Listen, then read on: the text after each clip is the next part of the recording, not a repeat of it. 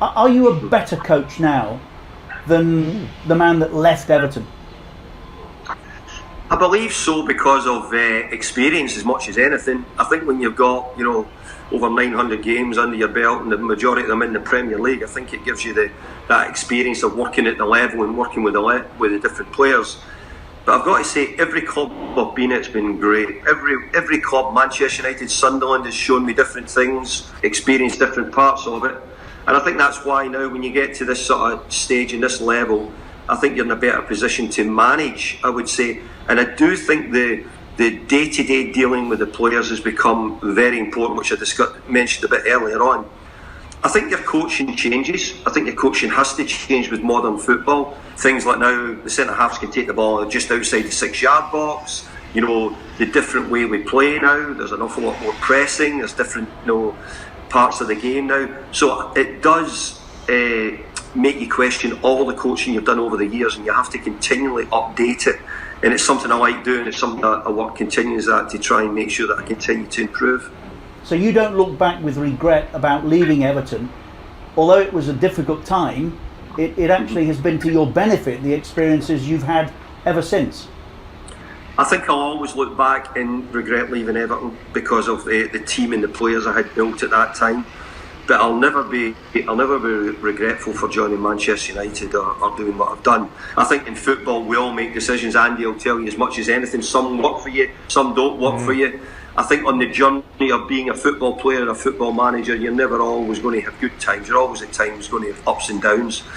But I've got to say, at the moment, I'm really enjoying my time back at West Ham. I think that we've started positively enough. I think that we've shown a lot of good signs. A couple of good signings in January have given us that opportunity to improve. Are you going to be a Bobby Robson and a Fergie and a Roy Hodgson and be coaching into your 70s, David? Or do you think there might be a case, because you've not had, I would say, a sustained break away from football, when you played into coaching? Or do you think you'll know when you've had enough? Into his 70s? Yeah. He's not 70 yet. No. Sorry. No, he's not quite. My fault. Yeah, it's your fault. No, sorry. I'm not. Do you know something? I'm not sure. Football. I've loved football since I was a boy. As you're brought up watching and playing, and I don't know if I'd like to go all the way as far as maybe Sir Alex has gone in times, but I think I'd like to make sure that I want to win things. I'm back. I want to come in and win it. I've had a lot of near calls and getting close to being successful, but not as close as I'd like. So I'd really like to to do longer and stay longer if I can. At the moment, I feel young, I feel fit and able to continue, but whether I go into my 70s, that's another question. David, everybody's telling stories at the moment that they shouldn't be. Very briefly, top 3 that you wanted somewhere that you didn't get, who would they be? One of them would be Michael Essien. One would be... At Everton? That was actually to bring him to Everton, yeah. Wow. One would be...